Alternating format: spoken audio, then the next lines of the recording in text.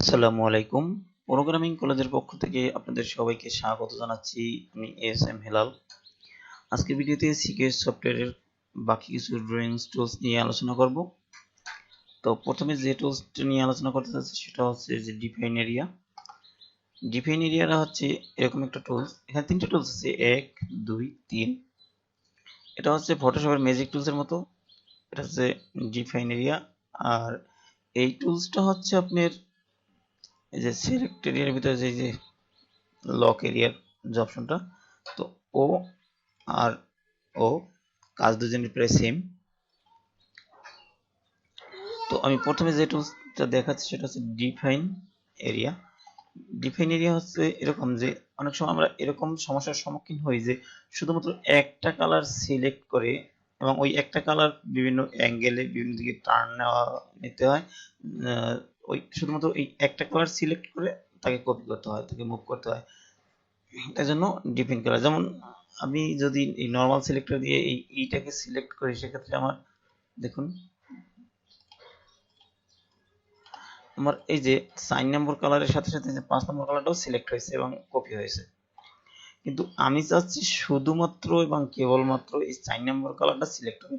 সেক্ষেত্রে এই যে ডিফাইন এরিয়া, এই যে আমি ডিফাইন এরিয়া দিয়ে সিলেক্ট করছি।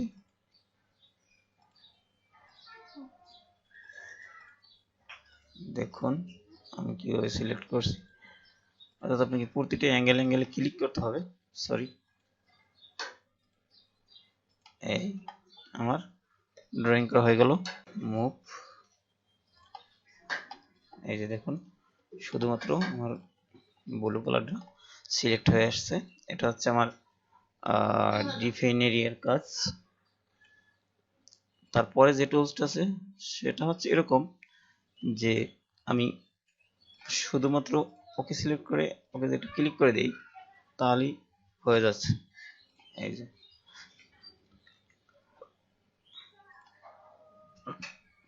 এই তো অনেক সময় একটা কালার, অনেক সময় এই টুলসটা দিয়ে কাজ হয় না। এর কারণ হচ্ছে ভিতরে অনেক হিবিজিবি থাকলে তখন আর এই টুলসটা দিয়ে কাজ করা সম্ভব হয় না, তখন এই টুলসটা ব্যবহার করতে হয়। আর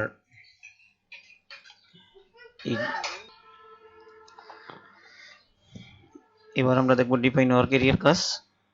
তো ডিফাইন ওয়ার্ক এরিয়া কাজে দেখার জন্য প্রথমে আমাকে ডিফাইন ওয়ার্ক এরিয়া অর্থাৎ ডিফাইন এরিয়ার মাধ্যমে সিলেক্ট করতে হবে। তো আমি এই যে ডিফাইন এরিয়ার মাধ্যমে এই বর্ণটাকে সিলেক্ট করতেছি।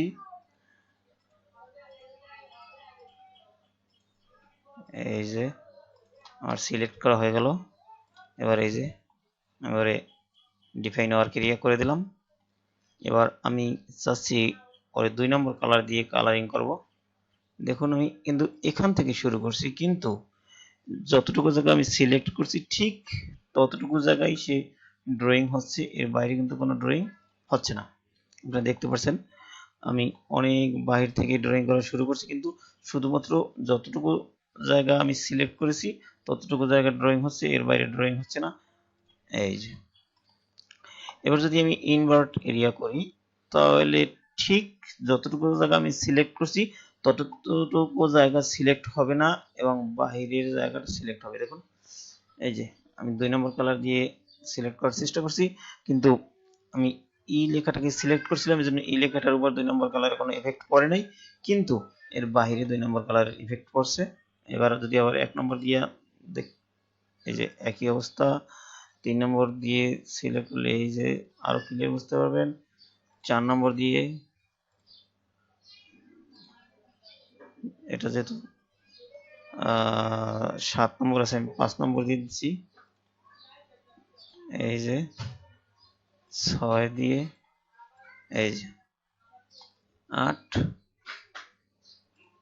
তাহলে এবার আপনারা বুঝতে পারছেন এই যে ডিফাইন ওয়ার্ক এরিয়ার কাজ। তো আমরা দেখলাম define area on colour and define work area. আজকে ভিডিও এই পর্যন্তই। ভিডিওটি যদি আপনার ভালো লাগে থাকে তাহলে অবশ্যই ভিডিওতে একটি লাইক করবেন এবং কমেন্টস করে জানাবেন পরবর্তীতে কোন বিষয়ের উপর ভিডিও পেতে চান। আর আপনি যদি আমার চ্যানেলে নতুন হয়ে থাকেন তাহলে অবশ্যই চ্যানেলটা সাবস্ক্রাইব করবেন এবং পাশে থাকে বেল বাটনে ক্লিক করতে ভুলবেন না।